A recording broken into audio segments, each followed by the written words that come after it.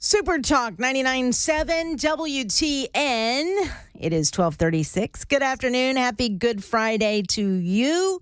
Hopefully you have the day off, but if not, I'm glad you're either way, I'm glad you're listening.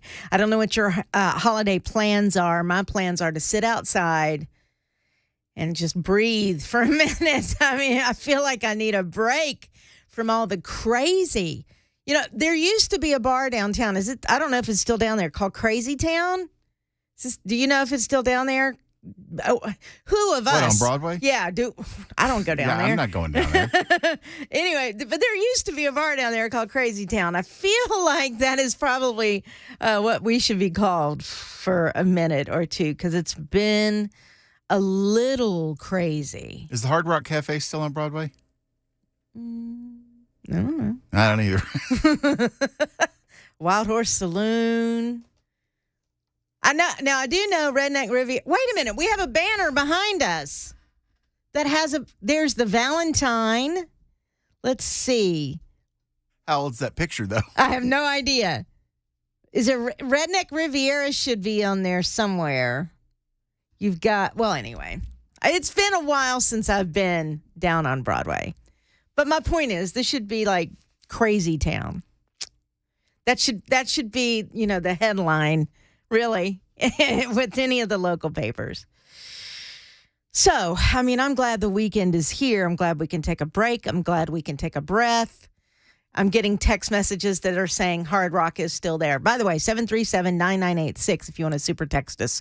And at some point during the show, because it is Friday, and since it is Matt Murphy's show, what does he call it? Free for all, First Amendment, free cake First Friday. Amendment Freestyle Friday. First Amendment Freestyle Friday. First Amendment Freestyle Friday. Got it. FFFFF. With an A stuck in there. FAF. First Amendment Freestyle Friday. FAF. There we go. Got it.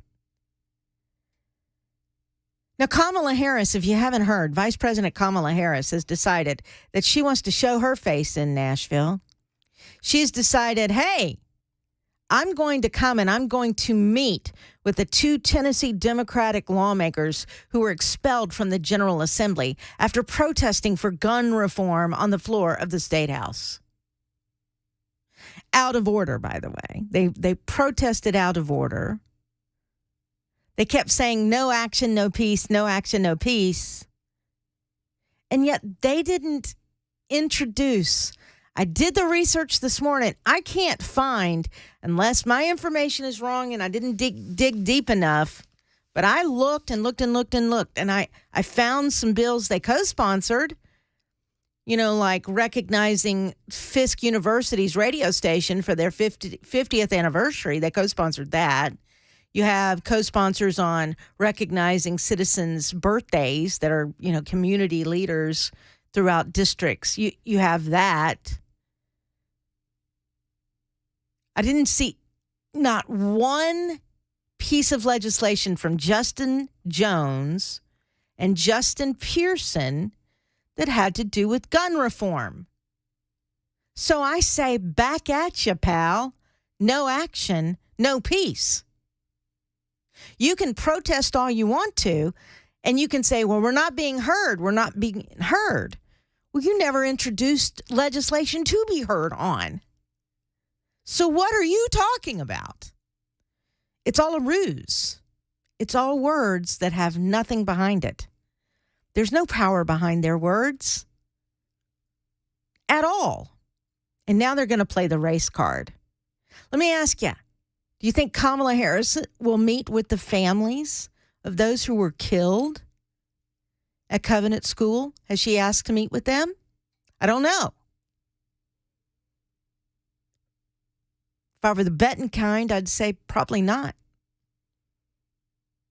President Biden, I believe, was asked a week or so, however long everything's running together, quite frankly.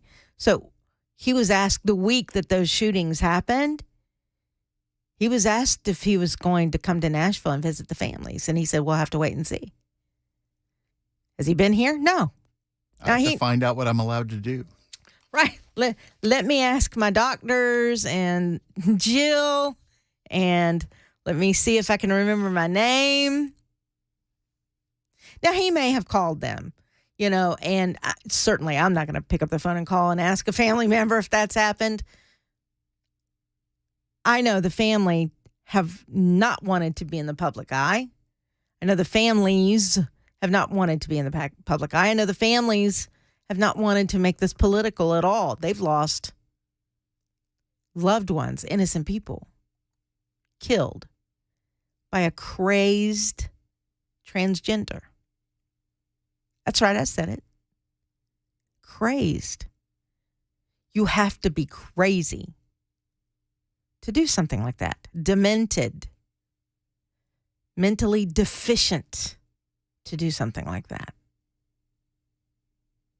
So, I haven't been told what time she plans on being here today. Obviously, it'll be sometime this afternoon because we are in the afternoon hours. Once I get any new information, I'll certainly pass that on to you. But that is what the plan is today. Meanwhile,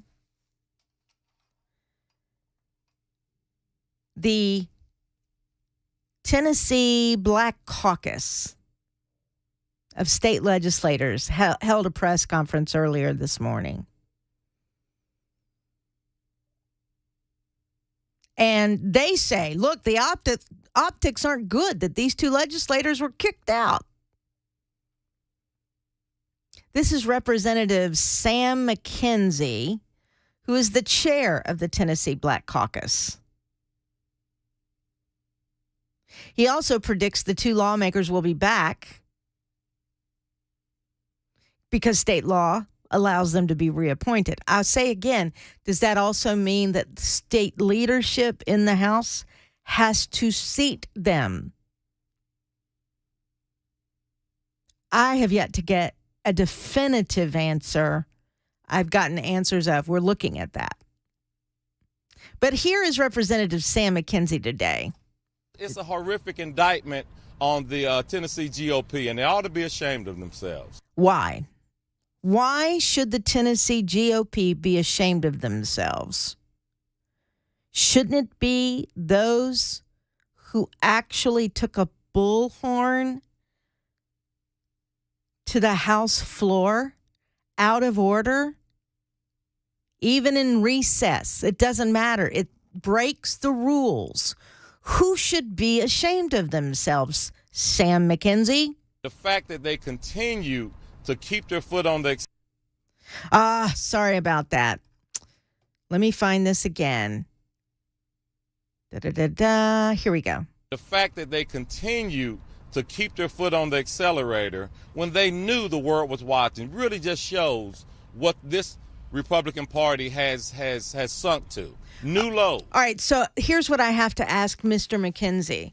So because the world is watching, you shouldn't demand excellence from state lawmakers? Because the world is watching, you shouldn't demand that state lawmakers abide by the rules? Isn't it when you ignore rules, when you defy rules, that puts us in an anarchy kind of state? Aren't rules there for... You're the lawmakers. You guys are the ones that make the rules. If you don't like the rules, you go through the procedure to change the rules. So if you have lawmakers who make rules, defying rules, that's chaos. It's not good trouble. It's confusing. Representative Sam McKenzie continues. I have every confidence that their counties and metropolitan areas are going to send them back. They're going to bring them back here. And he also said, my charge to this establishment is to seat them immediately. The people voted for them, and they need to take their rightful positions back. All right, so see, even that statement to me shows me that it is not a given that they will be seated. Even if the counties, Shelby and Davidson, which is Metro Nashville, even if they vote to send them back. And again, for me personally, because they've been expelled for this session and this term. Remember, we're only talking 2 years, right? A 2-year term. They've been expelled for the rest of their term. So they haven't been reelected. And even if the county send them back, these two have been expelled. So I would think that that you wouldn't have to seat them. I would think that you wouldn't be required to. And I know it's not for a crime, it's for breaking the rules. And you have a body that voted, go, bye, see ya. It's my opinion. I'm not a legal scholar. I'm not, state constitutional law. This may be unprecedented. And that is obviously why there's not a definitive answer on that question of do they have to automatically be seated. And even if they are, I would still keep their parking passes. I would still keep them from committees, not because they're black, but because they are professional agitators who just want to be famous. That's what I believe their motivation is. They're not thinking about you or the constituents, because if they were, they would have filed legislation to control guns in the state of Tennessee. If they were, they would have voted on bills yesterday, because there was also a whole morning of procedures of bills that came to the floor that would require, one of them was requiring the state, requiring schools in the state, both public and private, to have a game plan for security. Yeah, that's something else that it's been very obvious is you see all these news outlets saying instead of dealing with, they're expelling members. It's like, no, they actually did both. Right. So these members voted present, by the way, not voting on this legislation that was on the floor that they could have voted on and had a say in. Their voices weren't squashed or quashed or whatever the heck the word is. They had an opportunity to represent their districts, and they didn't do it. They voted present, not voting. They're full of crap. They want to be famous. That's it. It's 12:49.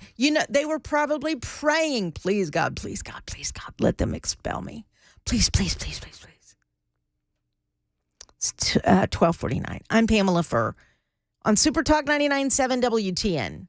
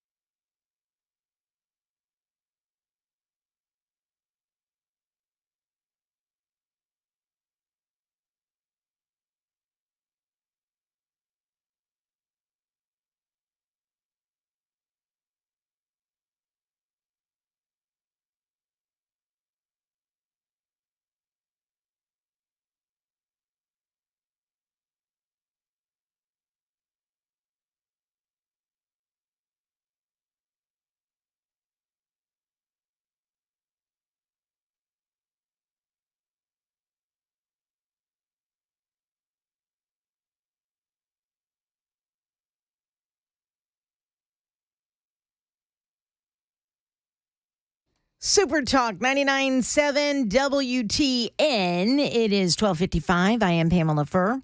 In for Matt Murphy, who will be in at 3 o'clock. Now, a friend of the show, right? He's been on with Matt Murphy quite a bit, and that's Representative Scott Sapicki, right? He's coming up at 1:05. So be listening for that. He was there yesterday, right?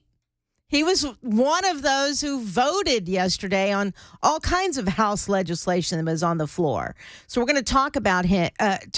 We're going to talk to him about what happened yesterday on the House floor. I mean, should I ask him, are you indeed a racist? You know, I know the answer. The answer is, of course not. But that's how they're being portrayed. And it is so offensive to me. It is 100% offensive to me. All right, in the meantime, before we head to news, I just got this alert on my phone, and I find this interesting because we've talked about the mental health of transgendered as I've filled in these last couple of weeks. The mental health of transgenders. I think they are mentally, there's a problem, right? Regardless, there's a problem. And I say that in kindness. I'm not trying to be mean or difficult. Here's a story from Colorado Springs, in fact, where a 19-year-old by the name of William Whitworth, who identifies as Lily, was arrested by the Elbert County Sheriff's Office on 2 counts of suspicion of criminal attempt to commit murder in the first degree and other charges. The arrest took place after police went to her home, or his, following calls from other people inside that home saying he was being violent and was making threats to shoot up a school. When they got there, they found a manifesto, including references to past school shooters, drawings that appeared to look like school floor plans, instructions on how to build a detonator to a bomb, and more materials suggesting Whitworth was actively planning a massacre. Actively planning a massacre. Now, at this time, no firearms were found in the home, but according to the arrest report, Whitworth was actively planning to get them. And officers reportedly found a liquid in the home used for cleaning guns. After speaking to Whitworth, who officers said appeared to be drunk or under the influence of some kind, Whitworth verified they were a third of the way from perpetrating a mass shooting. Whitworth verified they. Now, see, this bothers me. Whoever wrote this, they're using that pronoun. It's a him. It's a guy. He was scoping out Timberview Middle School, where Whitworth said he had attended for a brief time, as well as some churches. Whitworth also had materials identifying 2 other schools that were main targets for the attempted massacre, including another he had attended for a brief time. Now, they're wanting to use the politically correct they pronouns. I'm using the factual correct pronouns. It's a guy identifying as a female who's been arrested who wanted to carry out another mass shooting. Let's get down to the root, to the heart of the problem here. It's not the guns. It's the people who pick up the guns who may be mentally unstable.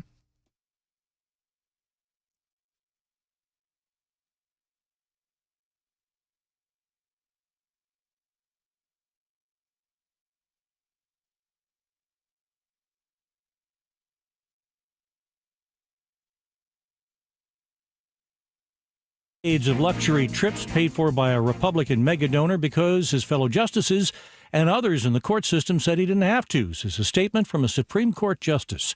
ABC's Devin Dwyer. It's the travel, it's the flights, it's the cruises that have raised the most concern over 2 decades here. Clarence Thomas saying he was invited, as we heard from Harlan Crow yesterday, as a personal friend.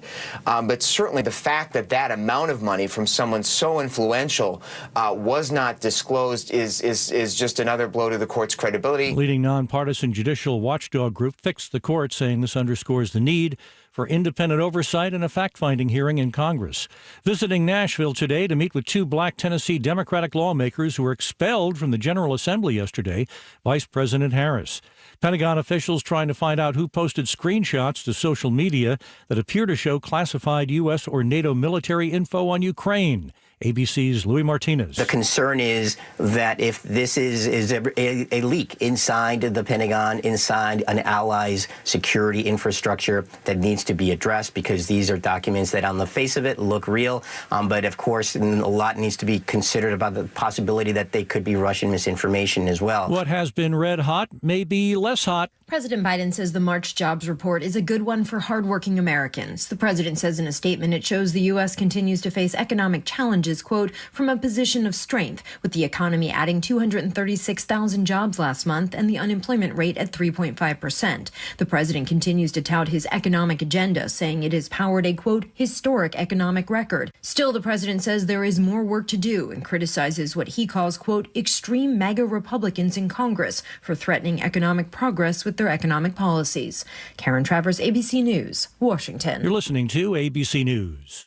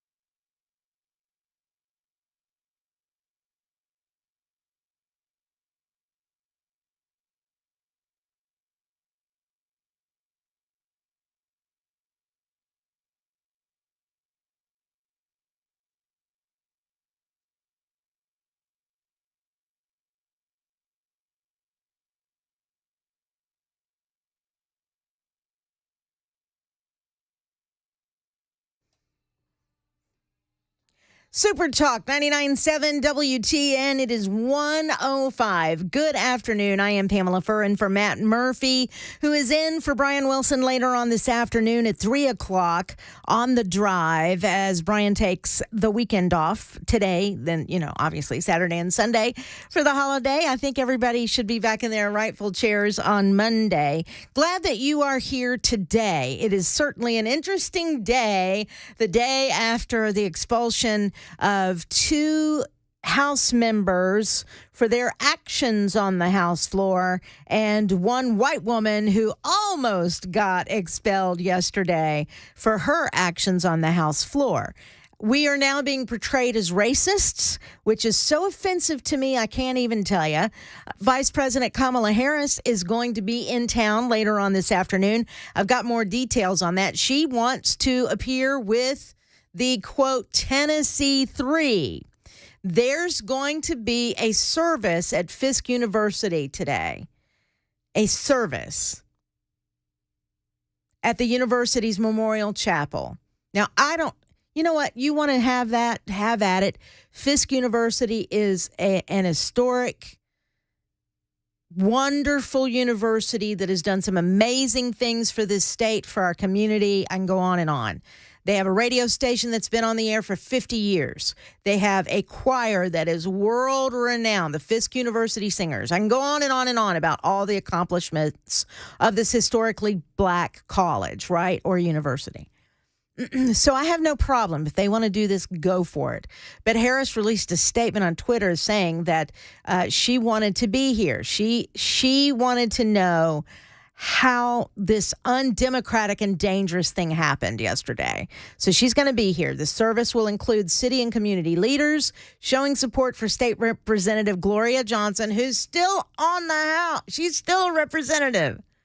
So I'm not sure, but whatever. Okay, and then you have State Representative Pearson and Justin Jones, who will be there at the service today at 4:30. So Kamala Harris will be here.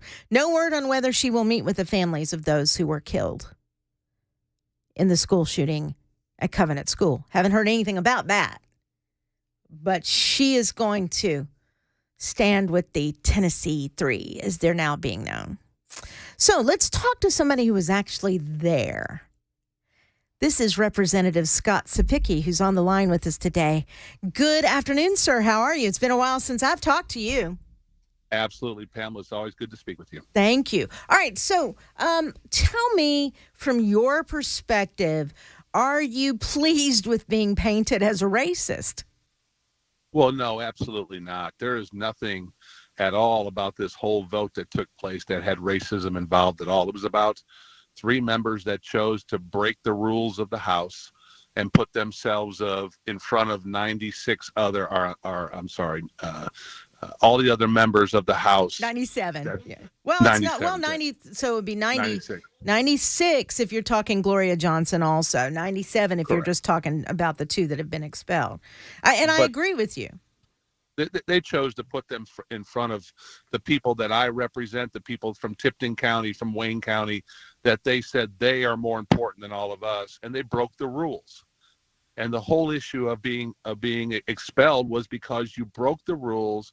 You put yourself in a position that prioritized what you wanted to do over everybody else, and through the process that we all live by in the House of Representatives for 225 years of how you bring issues to the House floor, Pamela. And I agree with you. I've gone back and looked at it. I can find no legislation from these 3 members that had anything to do with gun legislation. Zero. I mean, I looked and looked and looked everywhere I could look. Zero from these House members. And we Zero. all know, Pamela, we know what this is about. This is about them. Mm-hmm. It's not about the family members or the moms and dads who weren't coming home from that tragic shooting. It has nothing to do with them. And Pamela, I'm trying to be in the solutions business up there. How do we fix things to make them safer? And the sad thing is, nobody's talking about the important legislation that was passed on Thursday that made our schools safer. Tell us talking about tell us about that legislation. And and I noted in the last segment that legislation was passed without a vote from Johnson, Jones, or Pearson. They voted present, but did not vote no or did not vote yes. They just voted present. So keeping that in mind, how about this? Let's go back real quick. 3 to 4 weeks ago, we ran a bill on the House floor that would allow private schools to have a memorandum of understanding with local law enforcement to hire security or SROs to help make those private schools safer. And all 3 of those members voted against that legislation. Wow. And was that before the shooting happened? Before the shooting happened.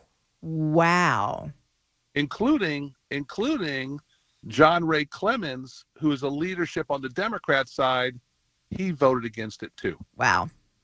Now, fast forward, last night we run legislation in partnership with both the House and the Senate and Governor Lee, and you saw probably the press conference earlier in the week. Mm-hmm. We are requiring our public schools to make sure that the outside doors locked, that cameras are present, that we put the ballistic tape on all of the glass windows to make sure they don't shatter, like you saw in the video when the shooter shot the glass, it shattered.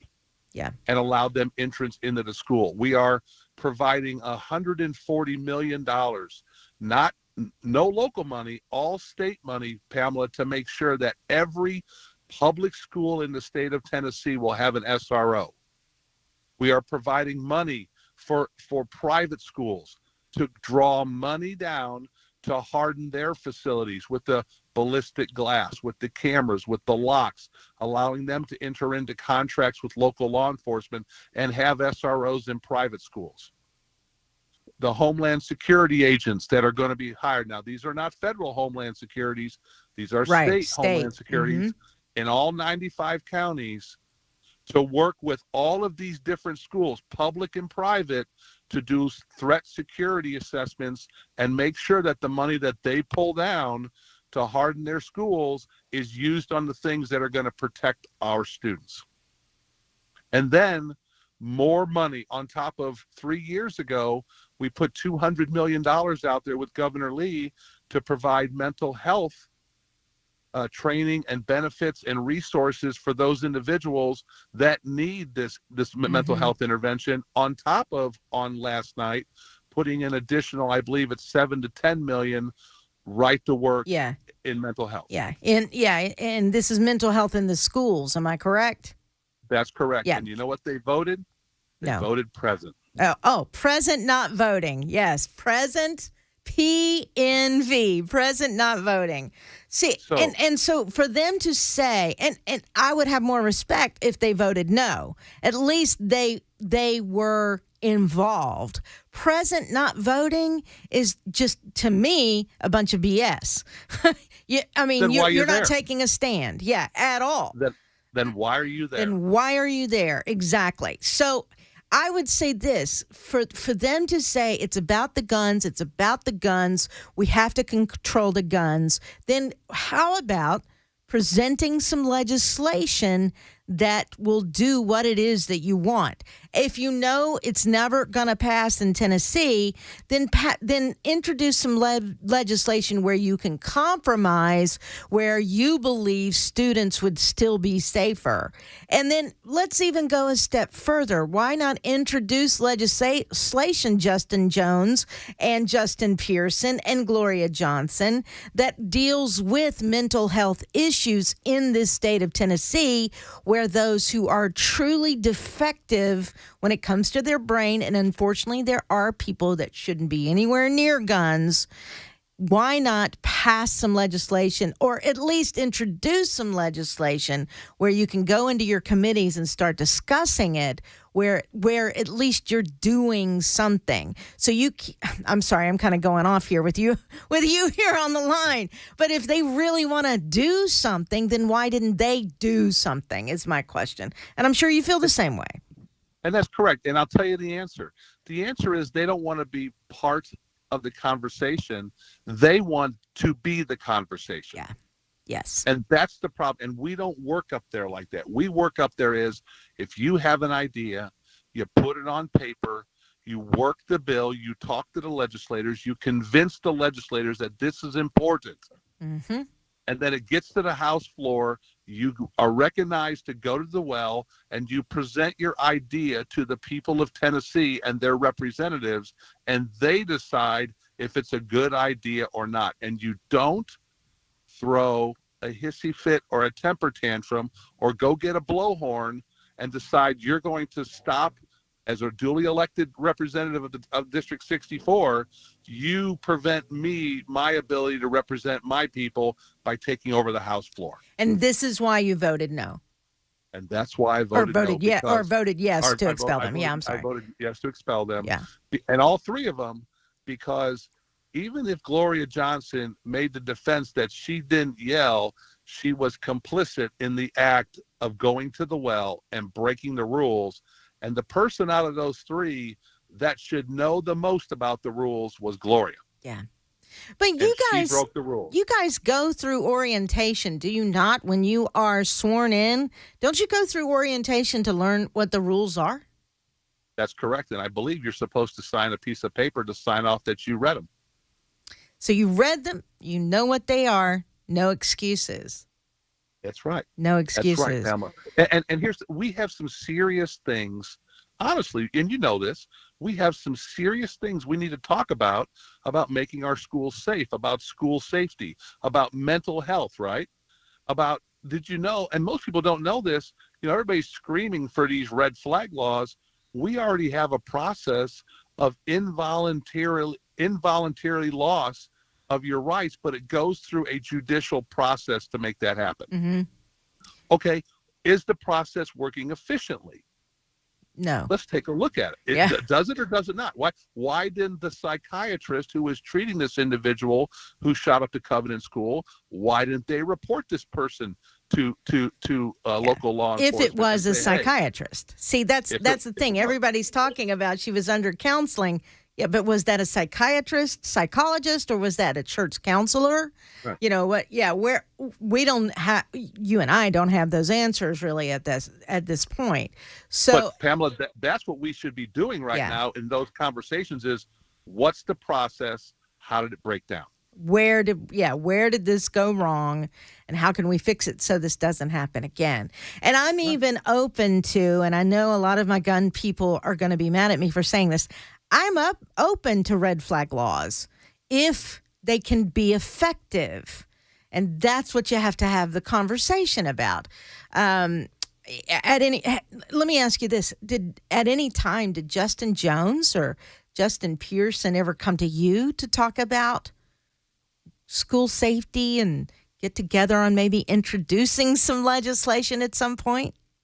No, and I sat on him in the Education Administration Committee, and him sitting in that committee, he had no suggestions, no recommendations, nothing about school safety or even how to make education better. Mm. All right. I mean, so there it is. You don't really have much more than that. All right, here's my next question to you, since I have you on the line. If Justin Jones, is sent back to the House, do you think he should be seated once again? As reelected or appointed? Appointed. Well, I think that's the discussion that we're going to have as General Assembly members is we've expelled a member who was duly elected. They are no longer elected. Right. And so they're appointed. So we've already expelled them for violation of the rules. The question we have is, does that qualify them to be appointed, or do now they have to go through re-election to come back to the General Assembly? Yeah, because I agree with you. And so that's why my question has been, do you have to seat them? And I would say, I don't think you do. Based on what you just said just now. I don't think you do. I don't believe so either, because they've been expelled as a duly elected member. Yeah. You would have to appoint someone else to replace them until they can run for re-election. And then the question is, if they are appointed and you have to seat them, can you turn right around and expel them again? But see, now we're talking about a clown show. Now at this point, it's like, can we just get on to the business of Tennessee. I mean, and that's what your constituents certainly want you to do, and not have to focus on all this crazy. That's correct. Yeah. That's correct. Anything else you want to add before I let you go on this Good Friday? Well, I just want to say this, and it's a shame that Washington is now making this thing about racism. It had nothing to do with that. It had to do with individuals that broke the rules and showed no remorse in doing that. And therefore, the General Assembly took action on them, and now it's being politicized by Washington. Yeah. Yep. All right. Thank you very much. I appreciate your phone call. Representative Scott Sapicki is on the line. Have yourself a great weekend, sir. Thank you very much. All right. Bye. All right. It is 1:20. And I tell you what we're going to do, Bill. We're going to clear the lines. And if you have a comment on this First Amendment Freestyle Friday, did I do it right? First Amendment Freestyle Friday, you are more than welcome to call. How do I do that? I'll just do it myself. Maybe not. So if you would like to call, you can do that. 615-737-9986. 615-737-9986. You can also hit the super text line.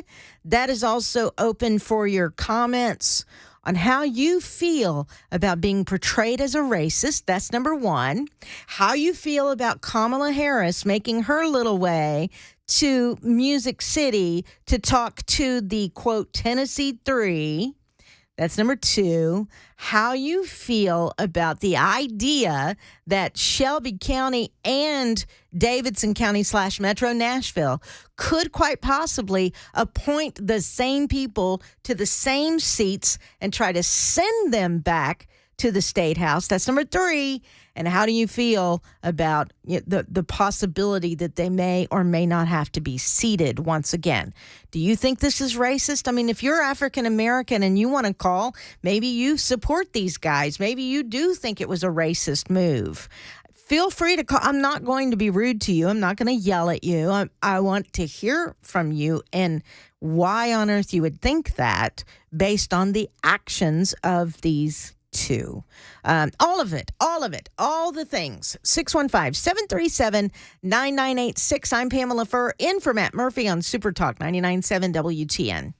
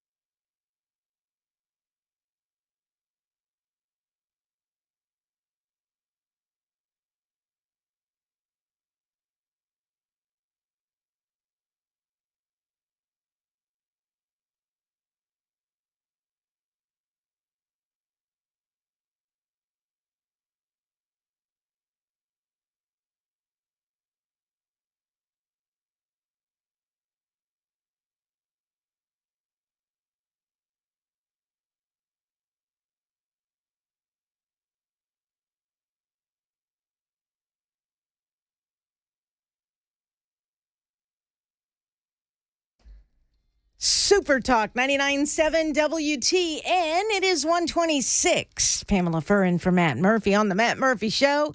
Happy Good Friday to you. I'm so glad that you're here. I'm making my lunch. Just real quick before we go to the phones, full phone lines today, 615-737-9986. I'm trying to make my lunch here, which is a little difficult, but I have decided I'm going to do just a little free plug for Awaken 180. So Bell Cake, both of us, he and I are on this new lifestyle change. And I got to tell you, I'm digging it. Now, you've been better at losing. I mean, you're losing it faster, but it's only because you're a dude. This is my, what is it? It's been 2.5 months. No kidding. So this is I think I'm on my third week or fourth week. I think I'm on my third week. And so I'm shake. Can you hear me? I'm shaking my shake. Shake, shake, shake, shake, shake, shake. It's delicious. And what's amazing is that they are doing it. This program does exactly what it says it's going to do. You're going to lose weight. You do exactly what they tell you to do. You're going to lose weight. You're going to feel better. And I do. And so I'm down now. Well, officially 18 pounds. It's actually more than that. But I haven't been able to tell you that. I will be telling you that next week. So I'm feeling really, really good. And so, those fat jokes, you only have a few more months to make those fat jokes against this redhead. And then you're just going to have to put all those away and find something else to make fun of me about. So there you go, haters. All right, 737-9986 is the telephone number. Good grief. Let's see. Where do I start? I'll just start with line one. Is your name Elon? Yes. Is your last name Musk? No. I thought I'd check. All right, sir. And neither is my bank account. So. Dadgummit. All right, Elon, tell me your thoughts on what happened this week in our state government. I think they should have done what your last guest just said and expelled all three of them. When I was listening last night, I thought they were just going to expel all three, and there wouldn't have been a problem. But as soon as I got up this morning and I heard that they only expelled the guys and not the woman, I knew then. I said, oh, my gosh, I know where this is going, and here we are. We're going exactly there. They should have got her as well. She was right there with them. Well, if the calculations are correct that a friend of mine sent, had they waited to the end to expel her, she would have been expelled. They would have had enough votes to do so, but they didn't wait. They put her in the middle, and then we have what we have. All right, Elon, thank you so much for your phone call. I appreciate it. Are you driving a Tesla? No. Okay, just checking. All right. Let's go to Ron in Manchester. Hey, Ron, welcome to the Matt Murphy Show. Hi.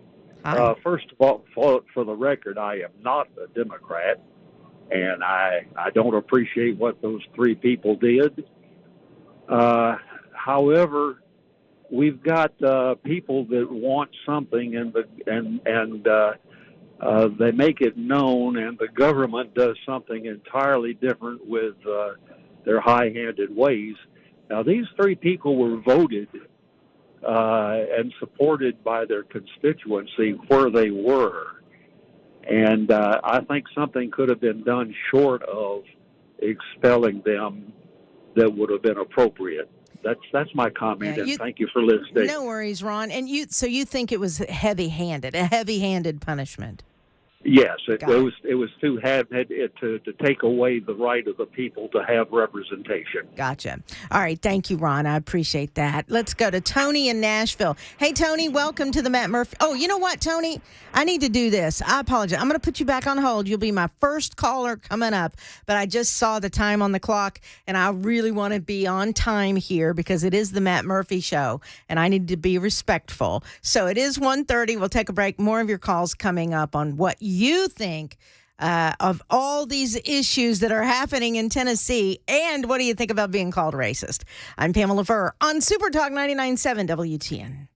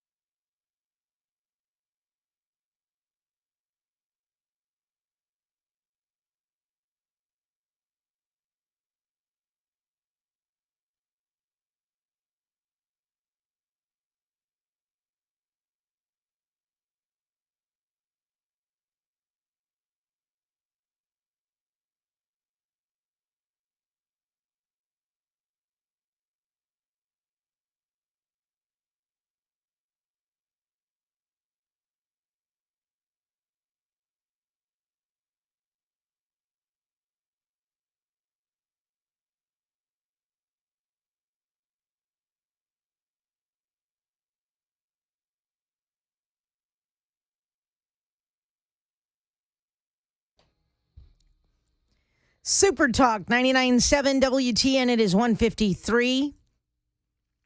Boy, it's 1:35. I am Pamela Furr, who suddenly became dyslexic. That was bizarre. I apologize. That was weird.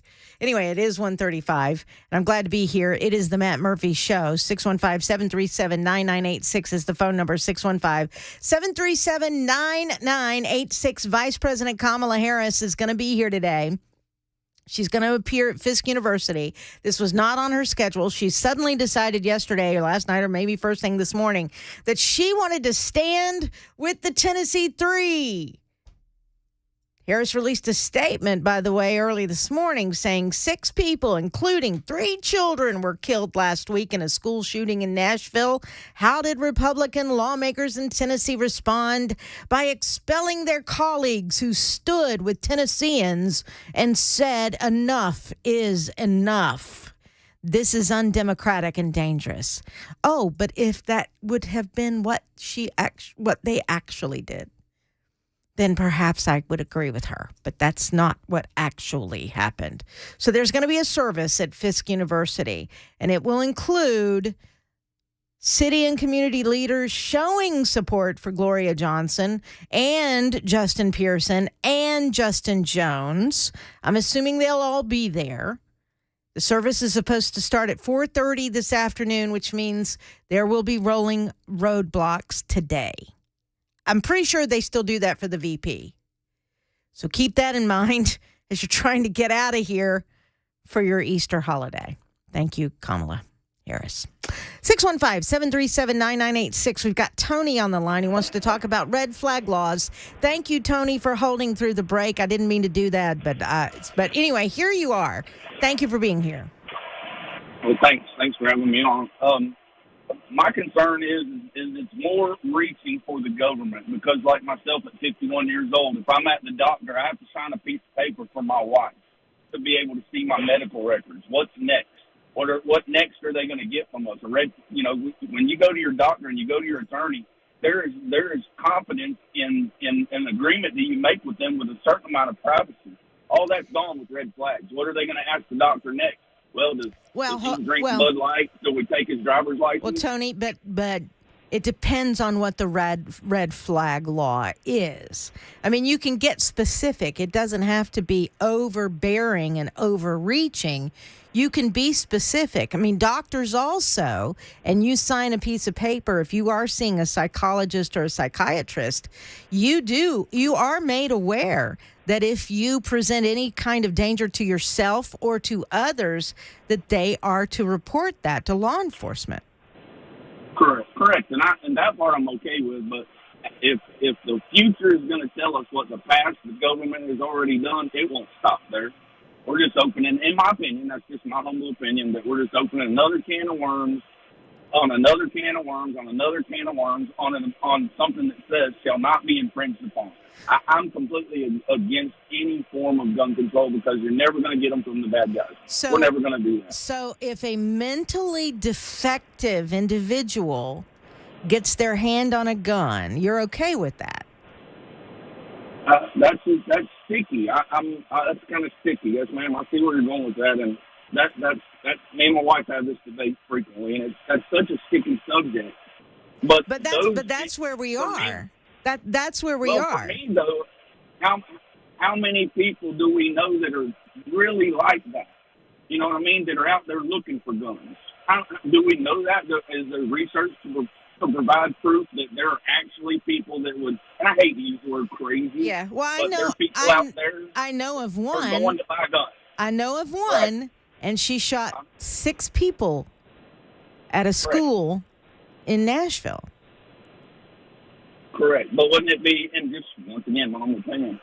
Put the SROs in. Why do the Democrats want to fight it so hard, or fight it so hard to not have an armed person? What did the Nashville police officers do that Uvalde didn't do? They ran straight to the problem and handled it right then. Yeah. A good guy with a gun is always better than a bad guy with a gun. Yeah, don't disagree. Don't disagree with you at all. But I will say this. I mean, we do have to look at the mental health. We have to. Tony. And look, and I agree with you. I don't believe we should look. I don't believe a good guy should be his constitutional right to have that gun should be taken away from him. I don't.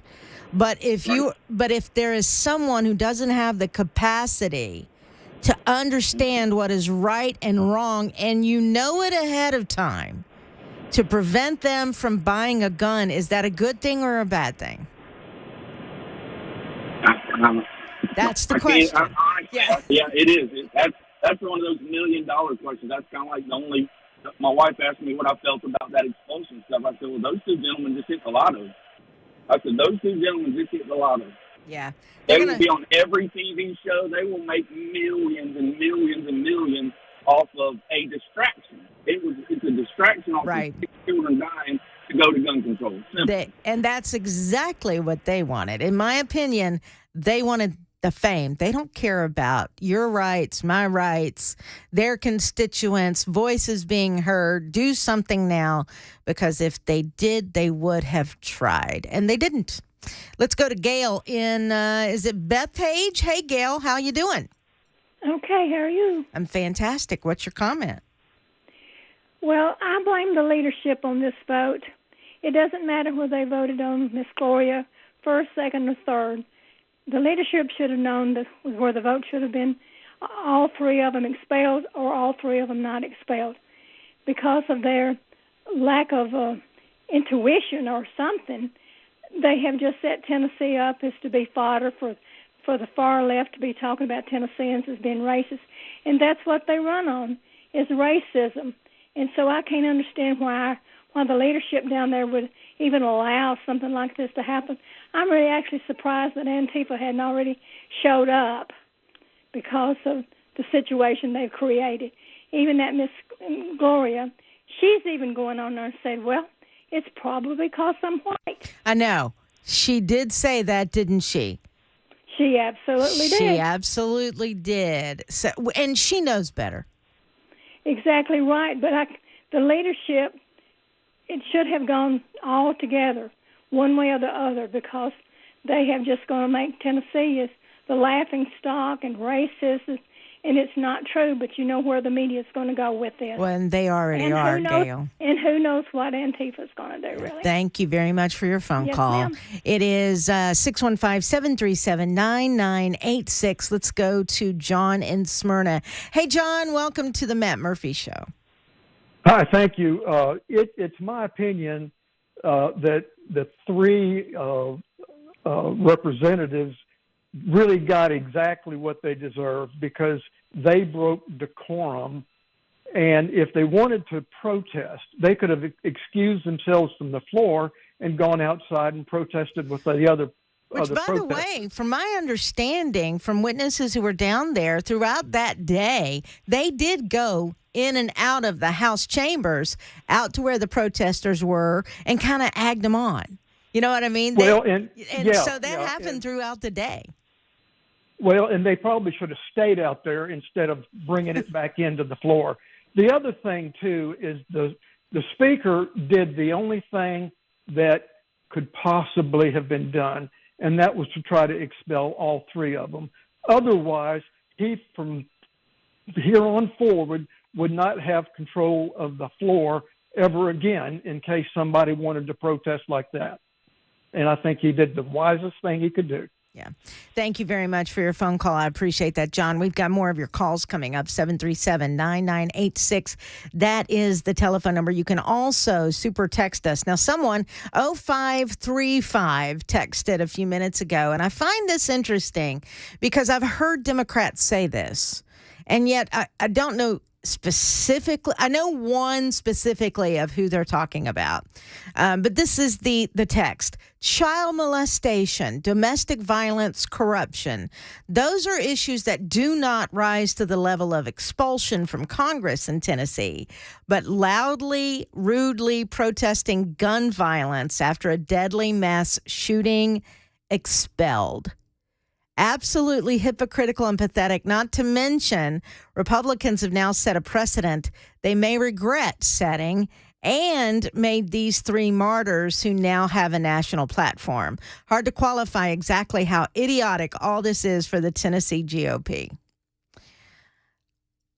Like I said earlier when we started the show, Tennessee GOP leadership, damned if you do, damned if you don't. No decision in any of this really is a great decision because of the kind of platform they now have. If you kept them in, they would continue to break the rules. If you expel them, you're called a racist. What do? The leadership of the Tennessee GOP, and even more specifically, not even party, but the leadership of the Tennessee House of Representatives, their job is to make sure they can get things done for the people of Tennessee. And if that's being prevented by House members, you have to stop that. And I think it takes cojones, knowing full well what you're going to be called by making these decisions, doing it anyway, because it is the right thing to do. You have to set a precedent in the House that rules will be followed, decorum will be followed. That doesn't mean you can't get a little testy. It doesn't mean you can't be passionate. But you can't take over the House floor with a bullhorn, for crying out loud. And we've said that a gazillion times here. I want to go back, though, on the research that I've done. If you're just tuning in, I think this is such an important fact. These members of the House, two former and one current, the two Joneses and a Johnson have yet to file. They didn't file any legislation this session to have any kind of conversation about gun control in the state of Tennessee. They did nothing. I would have a little bit more respect for them if they would say, I've tried to have the conversation and wasn't allowed to. They're full of crap when they say that now, because there is nothing on the record of them trying to bring anything to a committee that has anything to do with gun control, that has anything to do with red flag laws, that has anything to do with keeping schools safe. And when they had an opportunity to have their voice on the record, they voted present, not voting. So when they say their voices aren't being heard, that's a lie. They're not even using their voices at all. 737-9986. Let's go to Logan in Paris. I wish it was Paris, Hey there, Pamela. France. Hey, how are you? No, I don't. I'll stick with Paris, Tennessee any day. Yeah, but, well, anyway, I like wine and I like cheese. That's what's gotten me into this problem. But you have wine and cheese, I'm sure, in Paris, Tennessee. What can I do for you, Logan? Hey there, Pamela. Like one caller was saying about the red flag laws, I don't favor, like he was saying, don't favor anything like that because it is a slippery slope. And the left is always just pushing for any little thing. We've already got mechanisms in place. That's a warrant. If police have suspicions, they can go to a judge with credible evidence and get a warrant and do the very same thing. But it respects the person's constitutional rights to go through the correct process. Red flag laws, if your neighbor, which I live out in a rural area, and occasionally I'll go out and sight in a new gun in the backyard, something like that. Now, I've got one neighbor that really doesn't like that. They'll drive back and forth in front of my property. I've seen them do it like a half dozen times, on certain instances. I guess they're trying to intimidate me or whatever. I just kind of ignore them. But you've got people like that will just call the police. Well, this guy's shooting off guns, right, and not give any evidence. Right. If there's evidence, credible evidence, that's right. what needs to, and there's a system in place for that. Well, and, you were making the case about, well, do you want, mentally unstable people? Well, people that are mentally unstable, like this person that shot up the Covenant School, they may be crazy or evil, but they're not stupid. She did recon, and I've learned enough in my special forces training and in college in mechanical engineering. Any building can be breached fairly easily with common vehicles. I'll put it that way. I won't get specific. Yeah, please don't. But and people can access weapons that are out in the public, and I won't get specific with that, but there are ways for anybody that can buy a hammer at a hardware store to get their hands on weapons. Well, I mean, we'll leave it at that. I can use, this. I'm holding a cup right now. I could use this as a weapon if I really wanted to punch somebody and hurt somebody. But anyway, right. Logan, Exactly. On that note, I'm going to have to let you go because I'm up against the clock here. Thank you for your phone call. And you said special operations, so I'm assuming Army. Thank you for your service. Well, not exactly. My father was in. I've trained with him. I wasn't. Gotcha. My father kept me out of it. He was in there, and I've trained with him and worked with him. But no, a lot of my family was. But I tried to, but he talked me out of it on several different occasions. He said, "No, you don't need to go that route, just for whatever reason." But I have trained with him and talked with him extensively. Right. But good deal. All right. Thanks, Logan. I appreciate the call. Happy Easter to you. Happy Good Friday as well. Look, do I have time to tell a quick story or do we need to go? Need to go? Need to take a break? All right. I will tell the quick story when we return because I have had experience of someone who just doesn't like me decided to pick up the phone and call and say, she's a little crazy and she's got a gun.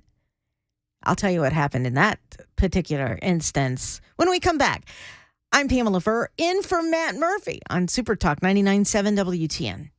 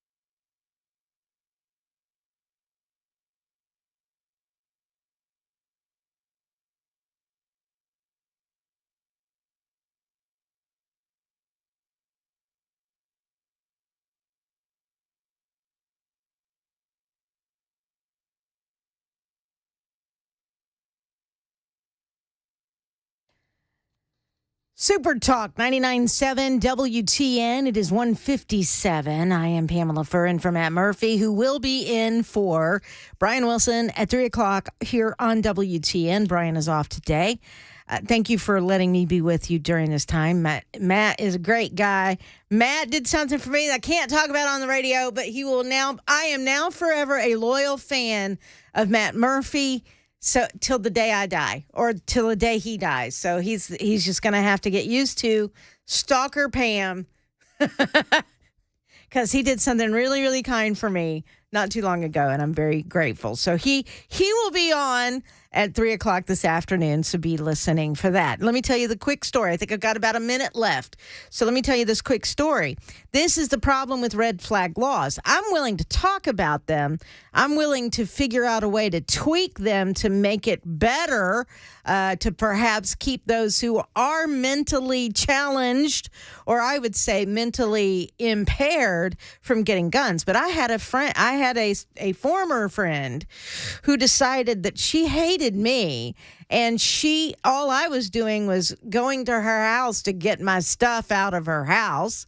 She decided not to be there, and so I sat in the parking lot waiting for her to get there like she said she was going to be, so I could get my stuff out of her house.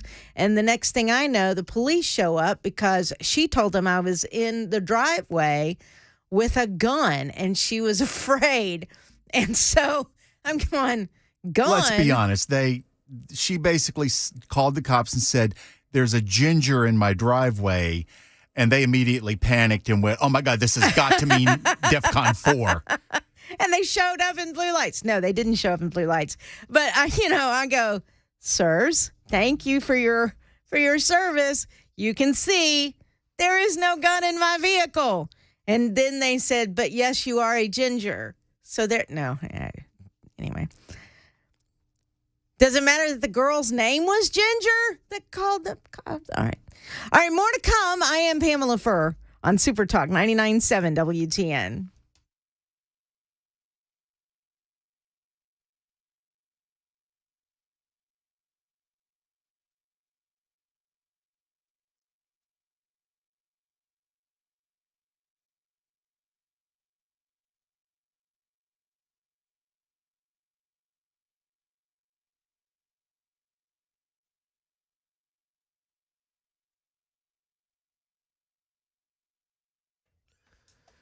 Two o'clock, I'm Mac Maury with your top stories. Right now, 56 degrees, a cloudy day, and it's going to be a cloudy and rainy weekend as well. Weather coming up in about 3 minutes.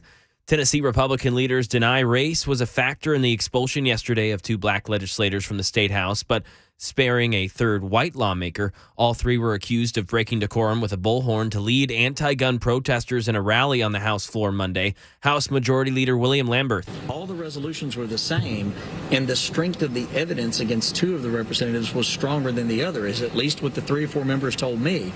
They said that the evidence that they saw, the presentation they saw from the well, was that 2 of the members that were expelled had a bullhorn on the House floor. They literally were yelling and screaming from the middle of the room. They had signs on the House floor. They were trying to incite a riot. And the Metro Nashville Council meets Monday, and several members say they will vote to reappoint Justin Jones.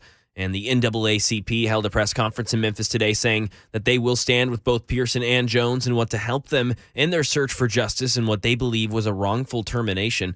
Vice President Kamala Harris is expected to be at a service today in Nashville, Tennessee at Fisk University, showing support for all 3 representatives. I believe that is today at 4:30 p.m.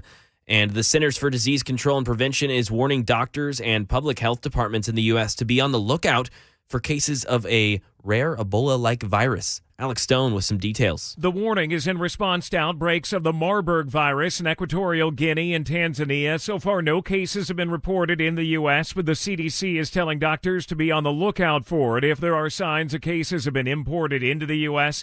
Tanzania had an outbreak among a group of fishermen. 5 of the 8 cases were fatal. Marburg virus is a rare disease, which is a so-called cousin of Ebola. It can cause internal bleeding and organ damage. And over in the nation's capital, Supreme Court Justice Clarence Thomas now issuing a statement about the decades of undisclosed luxury trips he took that were paid for by a Republican mega donor. Thomas saying his colleagues and others in the judiciary told him he didn't have to report them. Here's more from Devin Dwyer in Washington. The fact that that amount of money from someone so influential was not disclosed is just another blow to the court's credibility. He's not the only one that has failed to disclose certain things over time. That is for sure. But certainly this is something that has raised a lot of eyebrows legitimately, I think, although now the justice says he will continue and abide by some new rules which were just enacted a couple weeks ago. And that's the latest news. Weather's next. I'm Mac Morey, WTN News.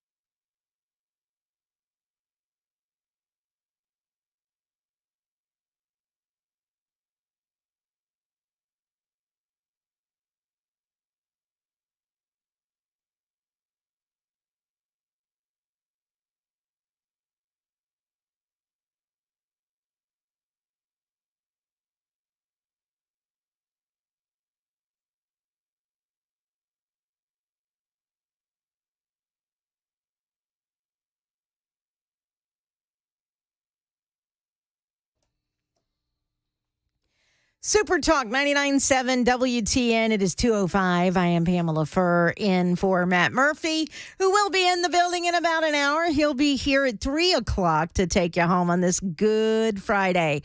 Before the end of the show, I'm going to play you'll have to indulge me, right? It's Good Friday, and I can't leave the radio without playing a portion of, and maybe the entire song. This is... Without today, and the next 3 days, actually, we don't have Christianity.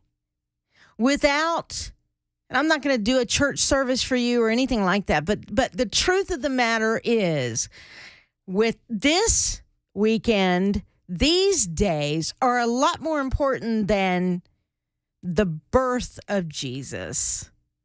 And although that is amazing and special and wondrous and all those words, without the death and resurrection and the bloodshed, we don't have Christianity. Because what sets us apart is the death and the resurrection of Jesus and that belief, right? So this is our most holy time as Christians. And so with that, and I believe that Matt Murphy would approve, I will, before the show is over, play a song. It's an older Christian song, contemporary Christian song. Don Francisco wrote it and performed it years ago, but Dolly Parton does it like no other. So before this show is over, we'll have to play the Dolly tune. And she's backed by the Christchurch Choir from right here in Nashville, Brentwood, to be even more specific, Old Hickory Boulevard, etc. Again, without these 3 days, we don't have Christianity. All right. What shall we get into? Most people are still talking about what happened yesterday in the state legislature. I mean, so much so that we have a vice president that's going to make her way. Have you heard? Vice President Kamala Harris is going to make her way to Nashville, Tennessee, to stand in solidarity with the Tennessee Three. I'm calling them Tennessee Three in that sentence because it rhymed. I like to call them the two Jones and one Johnson. Did she make her way to Nashville after 6 people were shot and killed in cold blood, innocence? I have one super texter say it's pathetic to me that 3 9-year-old children and 3 adults were slaughtered. And that did not rate high enough for a visit from either the president or vice president. But 3 liberal agitators get removed from the legislature, and the VP rushes in for a photo op. You are 100% right. What has this woman done since she's become VP? Zero. She's been commissioned to do things, and there are plenty of stories out there from people on the inside that say even Joe Biden, when he's coherent enough to understand, is very agitated with her, very aggravated by her, because he gives her assignments and she does nothing with them. Hello, the border.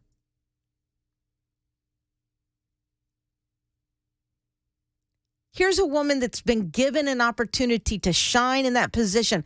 The first female, and let's go a step further because they'll play this card, and it is true, the first woman of color elected to the VP slot, and she's done zero, nothing, nada, goose eggs. And she has the audacity to come to Nashville, Tennessee to pose with 2 black former House members who got booted on their butt for disobeying the rules and supposedly standing with Tennesseans who want people to do more on guns, and they haven't done jack you know what.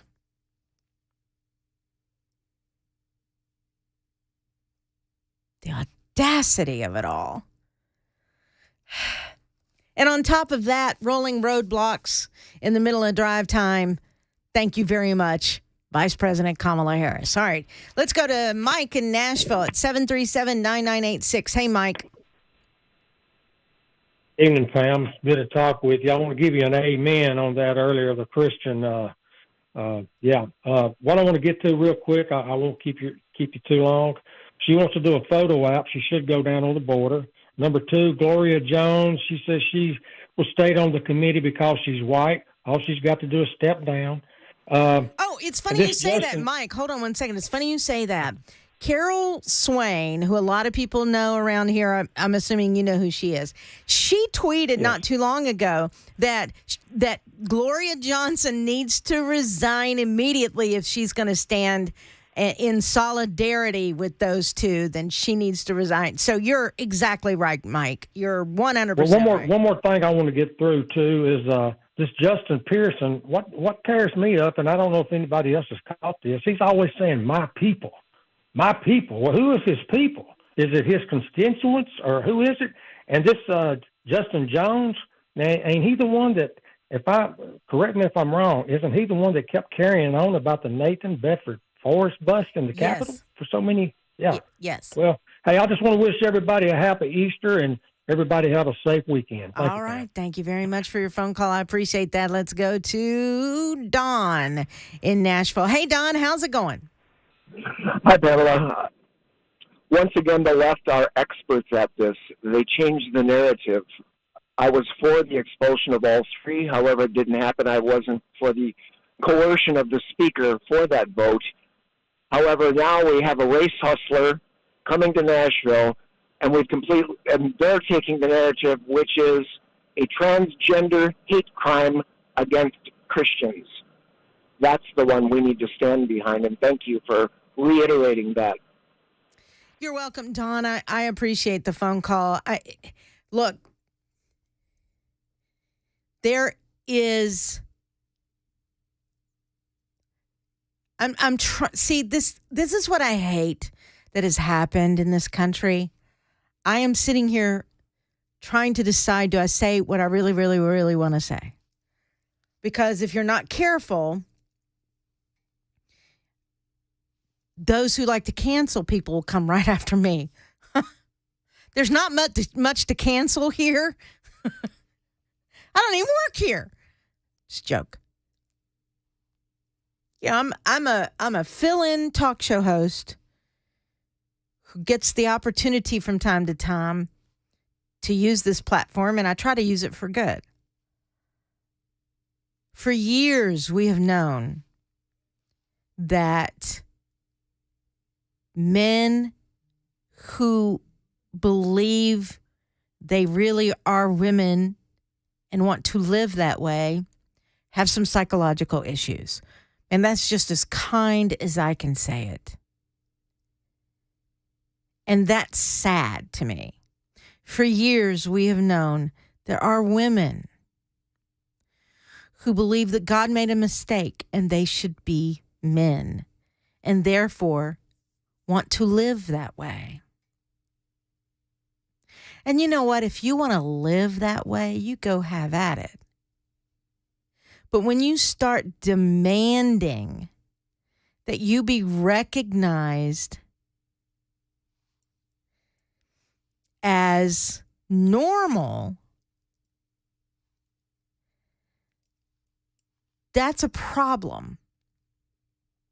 When you start demanding that you be recognized as something that God created, we have a problem. God created man and woman. Sometimes there are some crazy things that happen at birth or during conception, and there are some people that end up with both sexual organs. It's rare. It has happened. Regardless, you were created in God's image. And let's just say you don't believe there is a God. Fine. You were created either a man or a woman. And you are beautiful. Some are more beautiful on the outside than others. Some work hard at being more beautiful on the outside than others. Some people don't exactly have the prettiest face in the world, but have the most beautiful spirit that you can't help but see their light and their joy. Somewhere along the way, we started coddling those who hate themselves as they are. And somewhere along the way, we decided that it's okay to say, yes, you hate yourself as you are, then we can change it. You don't like being a woman? We can change it. You can be a man. And we started doing that to children. As an adult, if you want to believe that, you can. It's not true. Somewhere along the way, we started believing lies and delusions instead of facts.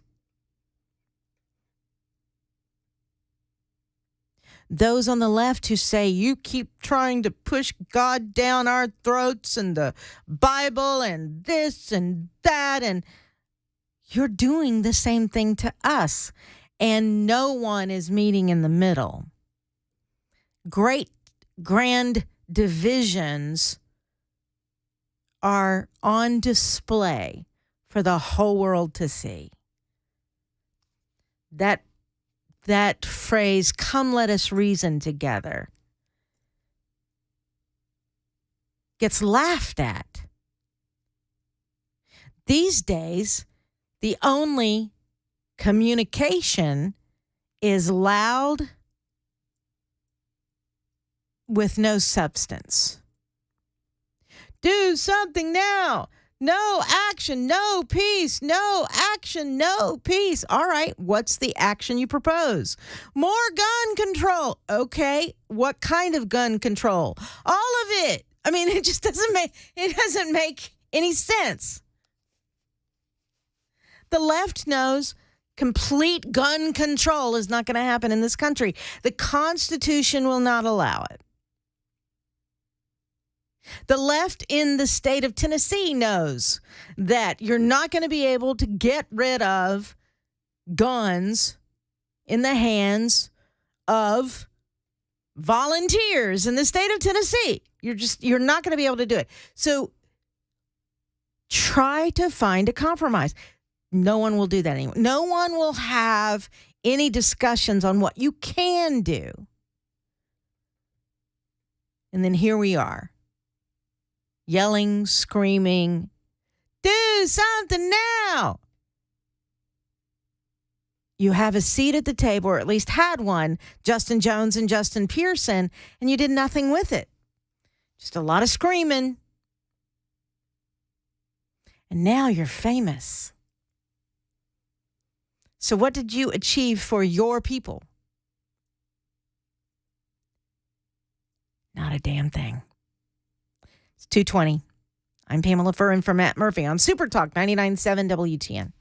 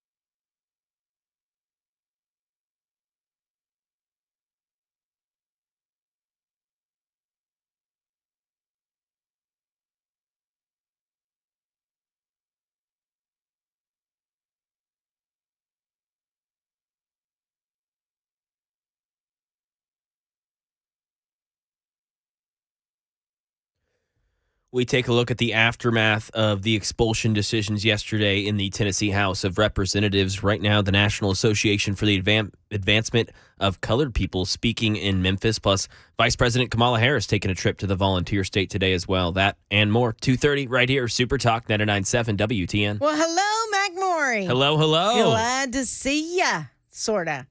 Can't see you at all. Yeah. Oh, hello. Hi. How you doing? All right. We're looking forward to that newscast coming up at 2:30, so be listening for that. Vice President Kamala Harris making her way to Nashville this afternoon. She's supposed to be at Fisk University at 4:30 to meet with the Tennessee Three. And there's going to be some sort of, service, ceremony in the chapel there at Fisk University. My question is she going to meet with the families of those who were shot and killed by a deranged transgender at Covenant School? Don't know. Here's my next question. Is she going to meet with the Metro police officers who were on duty that day and rushed into the line of fire to make sure they could take that deranged transgender out before she could kill anybody else?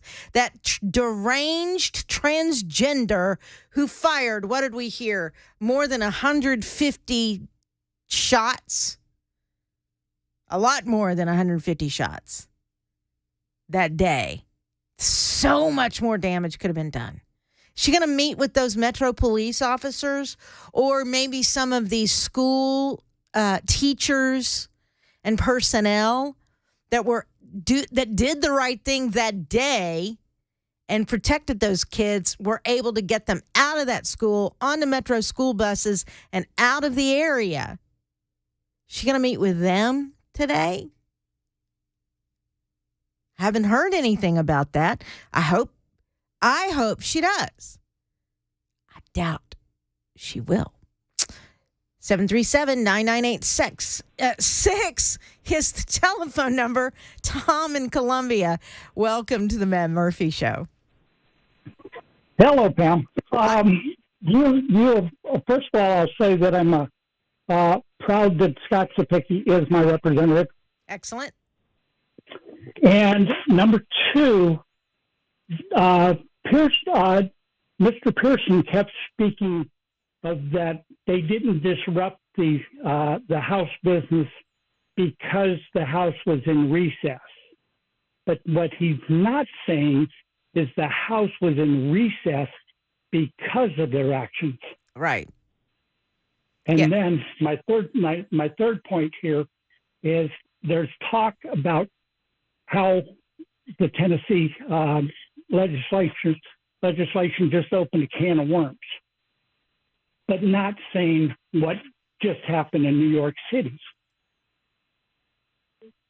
What happened in New York City? Donald Trump. Oh! I'm sorry. I thought something had happened in New York City with their government or something. I apologize. That went way over my head. Ding, ding, ding. Wake up, Pamela. Well, yes. No, you're right. Yeah, unfortunately, that's not being talked about. No, again, you're right. Her visit is just, you've hit all the points. Yeah. Thank you very much, Tom. I appreciate that. And have a good Friday and a happy Easter. Justin Jones has hit all the media outlets, right? CNN, MSNBC, all the biggies, because he's famous now, right? And Michael Steele.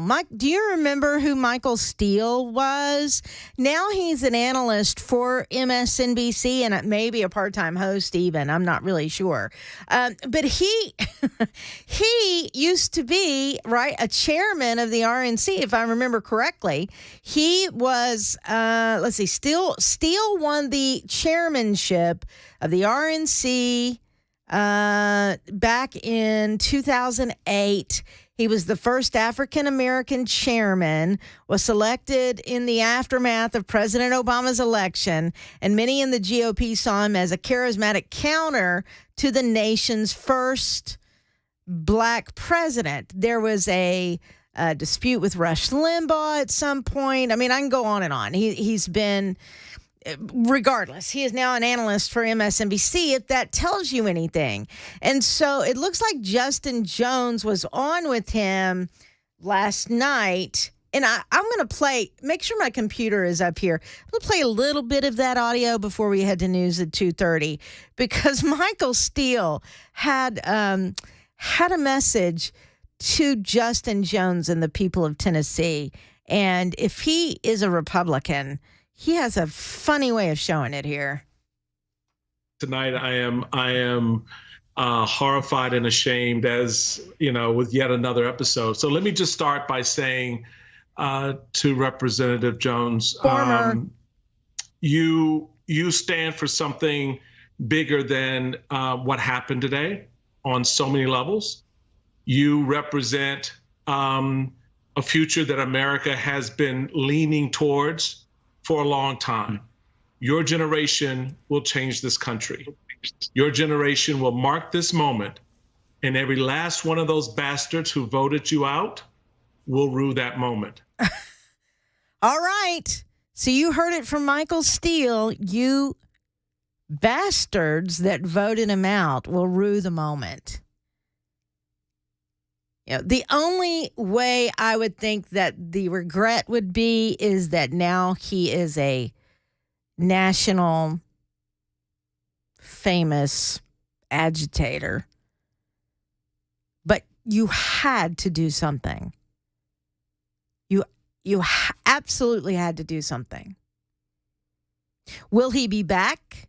Well, that remains to be seen. There is argument that the Tennessee House, the Speaker of the House, does not have to seat him if the city of Nashville decides to appoint him to that seat. Matt Murphy will actually be speaking to Cameron Sexton later on this afternoon. Is that in the 4 o'clock or 5 o'clock hour? The 5 o'clock hour. So be listening for that. I hope Matt asks him that question, because that's behind the scenes what the kind of discussions that are going on. That if Jones and Pearson get sent back, appointed back, do they have to seat them? Because right now, there is no representation in those districts at the House level. They've already been expelled for this session. I'm not sure how you can appoint them back and the House be obligated to seat them when the House has already decided they do not want them. A special election, though, that could be a different story. It's up for debate. It is 2:30. I'm Pamela Furr on Super Talk 99.7 WTN.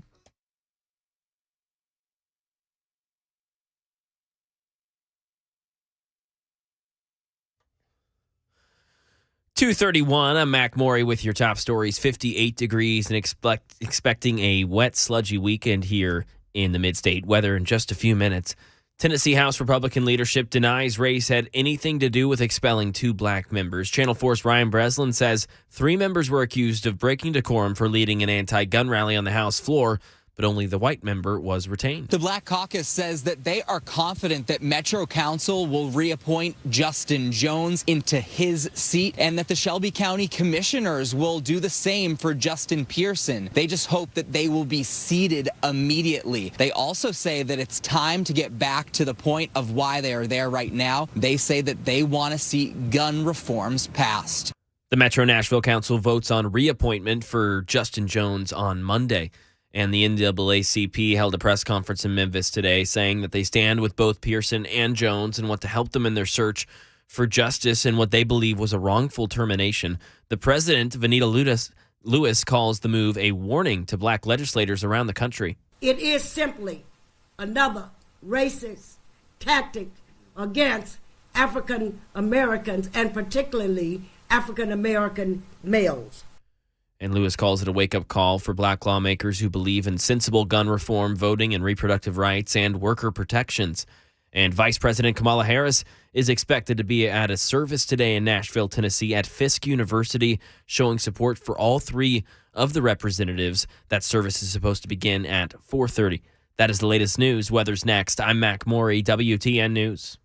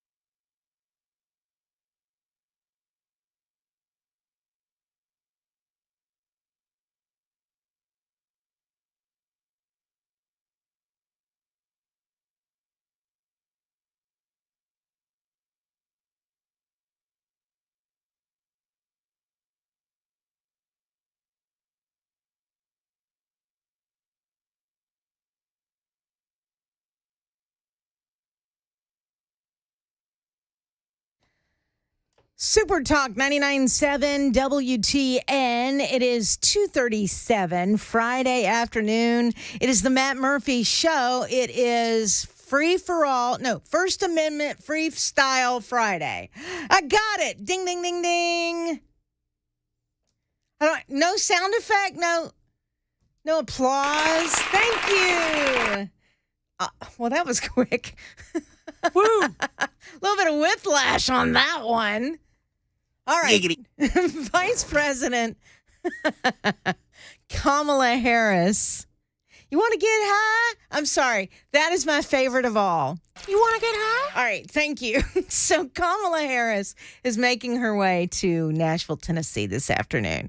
I don't know when her plane will land. Just be prepared for rolling roadblocks on the interstates from the airport to Fisk University. I don't know what route she'll go. They don't tell you those things. The cameras, by the way, will go dark if you watch TDOT cameras for anything when they do those rolling roadblocks. Keep that in mind today as the vice president decides that she wants to come to Nashville to stand with those who were expelled from the Tennessee legislature. Those two African Americans who were expelled from the legislature because they were black. I didn't say that. That's what the mainstream media is saying. That's what these former legislators are saying. That's what even Gloria Johnson, who was one vote shy of being expelled from the legislature. I apologize for interrupting. I just want to make sure the listening audience understands that when they hear this, You want to get high? I'm not promoting random or general drug use. That is my Hunter Biden sound effect. So whenever somebody talks about Hunter Biden, I always play, You want to get high? because that's kind of his MO. So I'm not just saying, go get high. He's not asking you if you want to get right. high. Hunter's asking anybody that's available. It's, when you have to explain comedy, is it Well, really it was funny? out of context, so I didn't want people thinking that we're just over here going, go get high. I don't know. After this week, I think I want to get high. And isn't the law now, it's just a little, there's a certain amount. See, I know nothing about drugs. There's a certain amount that you actually can possess without getting No, arrested. not with the drugs that Hunter did. No, I'm talking about me. Isn't there a little bit that I can buy and get high and not be arrested? That's what my question is to you today. I'm joking. I don't want to get high. But a martini, on the other hand, I just might consider it. And I think I can have a martini doing Awaken 180. I just haven't done it yet, and I'm not going to. Anyway, boy, total distraction here. I'm sorry. I just had to get that out. Thank you. I appreciate that. Justin Jones. You want to hear some of his words last night after he was expelled? Do you? No? Oh, I'm going to play it anyway. Stand by. Here we go. Sustain nonviolence, non-cooperation with a supermajority that we see destroy democracy today. Yeah. They expelled a body, a party, a caucus that is majority white except one member who was a little bit confused. Expelled the two youngest black lawmakers. That's right. Yeah. For standing with our constituents who are demanding that we take action on the crisis of mass shootings. Yeah. We said we want a ban on assault weapons. They said we're going to assault democracy. Yeah. Really? Really? I'm going to play this one more time, and then I'm going to tell you that he's full of the S word. Not because he's speaking in a preacher cadence, not because he's the youngest black man, one of the youngest black men voted as a lawmaker. No, it's because he's not standing with anybody. He said they want to ban. Let me just let him say it. Hold on. Sustain nonviolence, non-cooperation with a supermajority that we see. That's right. Destroy democracy today. Yeah. They expelled a body, a party, a caucus that is majority white except one member who was a little bit confused. What does that mean? Who's he talking about? Expelled the two youngest black lawmakers for standing with our constituents who are demanding that we take action on the crisis of mass shootings. All right. You're standing with your constituents who are demanding that you take action after this mass shooting. What did you do to take action as a lawmaker in the Tennessee House, Justin Jones? You grabbed a bullhorn and said it louder. That's all you did. You introduced zero legislation. I've looked it up. I can't find it. Where's your legislation that does something to mitigate the possibility of another mass shooting at a school in the state of Tennessee? Not just the state of Tennessee, let's just even say your district. Justin Jones, can you produce the House bill that you introduced? You're a lawmaker. Where is it? Oh, not there? We said we want a ban on assault weapons. They said we're going to assault democracy. All right. So did you introduce legislation as a lawmaker to ban, quote, assault weapons? Did you? No. You took a bullhorn and just said all of this malarkey a little louder. You just said all this BS a little louder. And then you have the NAACP holding a press conference this afternoon. And what are the people who showed up for this NAACP press conference today? Listen. No justice, no peace. No justice, no peace. No justice, no peace. No justice, no peace. What are they talking about? No justice for what? No justice for Justin? What does that mean? I don't understand.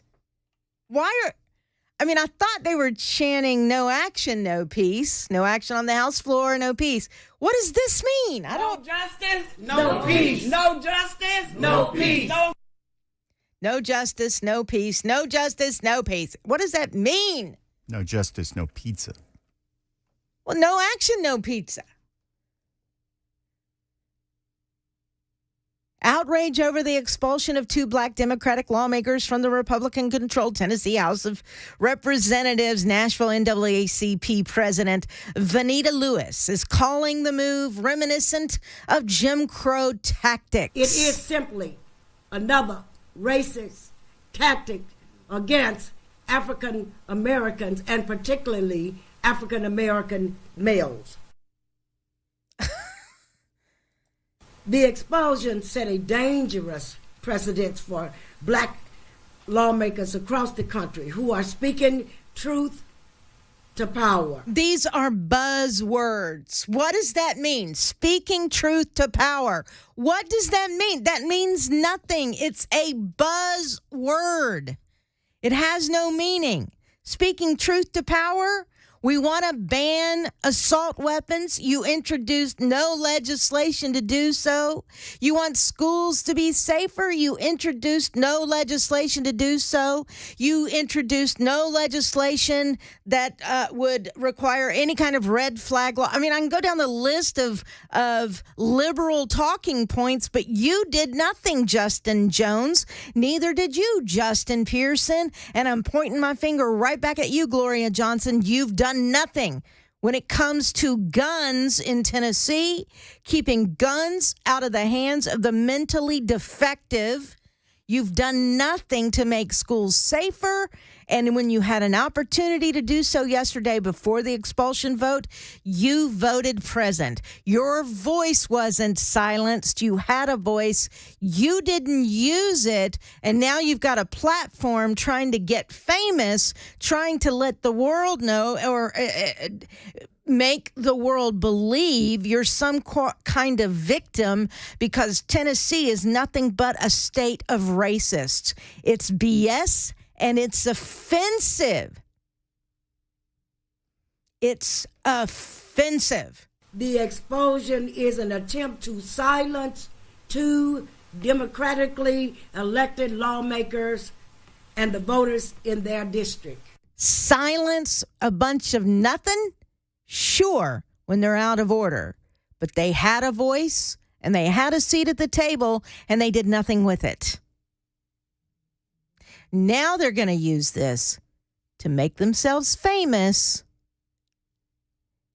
and, I don't know, pad their pockets with some money and get visits by Vice President Kamala Harris. Is Oprah coming next? Barack Obama, is he coming? He's posted about it. And they were silent when the innocent were slaughtered. It's 2:49. I'm Pamela Furr. In for Matt Murphy, who I just saw a few minutes ago walking down the hall. He'll be up next at 3 o'clock. Stick around for that. We'll be back in a moment on WTN.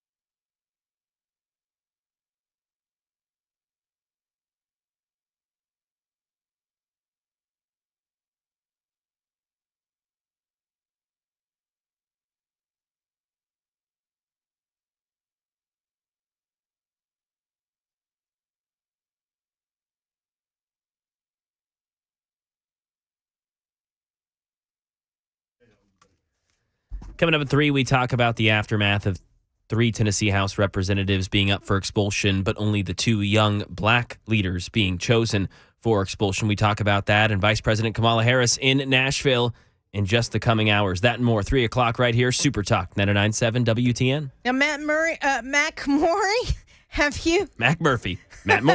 Which one is it? I'm not sure. Have you been in town when a VP has come to town? Or a president has come to town? Do you know what it does on our traffic? I mean, yeah, the traffic's going to be utterly rolling insane. roadblocks. The TV or the T-Dot cameras will be off, so you won't be able to see anything. It's just, and you don't know what the route is, so they block every kind of way so that no one can actually get through. Matt Murphy, by the way, is here. It's his show, so he decided that he would pop in and say hi. I love those glasses on you. You do? Thank you. Those are really good. Have you had those for a while? Hmm? Okay. Well, I mean, I don't wear them every time. I've got like 10 pair. Sure. So of glasses that I kind of try to mix Those and are match. called tortoise, I believe, Pamela. Well, Is that it's correct? purple. Yeah. And that's I don't the kind of the tortoise shell. Yeah. Kind of a All the youngsters are wearing the tortoise shell nowadays. I suppose. That's what they tell me. I'm a cougar, so I wear a lot Move the mic out from in front of your face. Who? Me. He wants me on camera. That says the guy that will never go on camera. I guess. You are just like Justin Jones and Justin Pearson. All talk. Justin Bieber. No action. All right, so I know Justin Trudeau. I know. When's the last Justin was worth a damn? I mean, come on. Justin Thomas. Who's Justin Thomas? He's a golfer. He's all right. I knew that would hit with Cannot Matt. believe I just asked that question. I am so sorry. University of Alabama golfer, too. I apologize. All right. Well, Anyway, so Vice President Kamala Harris coming yeah, in she's town. coming to town. Not visiting the victims of the shooting. No. To my knowledge, not meeting with the Metro police officers who were heroes that day. Maybe To some of my the knowledge. teachers. Maybe some of the teachers who were heroes that day. I haven't heard that. Nope. But she is going to meet with 2 former lawmakers who, through my own research, have filed 0 legislation to make schools safer. They've not once since the time they have been elected to the Tennessee State House filed any piece of legislation that had anything to do with guns. And they said their people want to ban assault weapons. They've filed no legislation to do so. They are full of crap. We're thinking along the same lines because one of the pieces in my opening monologue is this. Okay. You were frustrated. You broke the rules because you were frustrated. You weren't being heard because you had very important things to say on the well of the floor of the House of Representatives. Okay, let's see the bill that you wanted to present. No, there Let's is see none. the bill. Yeah, there is none. Let's see the bill that you were not being prevented from presenting for consideration before the body of the There House. is none. I mean, I did my research this morning. I looked exist. everywhere. Now, I've seen legislation commemorating Fisk University's radio station for 50 years on the air, and that's a good thing. I've seen them file legislation to celebrate 90th birthdays of some constituents. Those are good. Pearson did file some legislation regarding police officers. I think it was Pearson. It was either Pearson or Johnson to demilitarize the police force. They did file those things, but nothing on gun legislation, nothing on keeping schools safe, and nothing that I can tell kept their voice silence. They didn't go through the committee process on anything that they believe in. This is all a farce to become famous. My grandpa used to look at people like this and say, "All that meat and no potatoes." No potatoes. Yeah, I mean, just all hat and no Well, cow. I would say all potatoes and no meat. Well, maybe so. In this case. But anyway, so Kamala Harris. Now, I do want to point out, I had said, did the president come here for the victims? Did all of this? I will say Jill Biden did come and stand, at the War Memorial Plaza or what have you. And to her credit, was given an opportunity to speak and declined it. Correct. Which was the right thing to do. Yes. So I do need to say that. I need to be fair and balanced, and there you are. I'm fair and balanced. Wait a minute. You're subbing in for me. No need to be fair. Oh, good. Oh, in that days, these guys. Well, anyway. All right. So Matt Murphy is coming up next in for Brian Wilson on this Good Friday. I forgot to play Dolly and He's Alive. I'll post it and you can listen to it there. Have a great day, everybody. Have a great weekend. Happy Easter. You want to get high?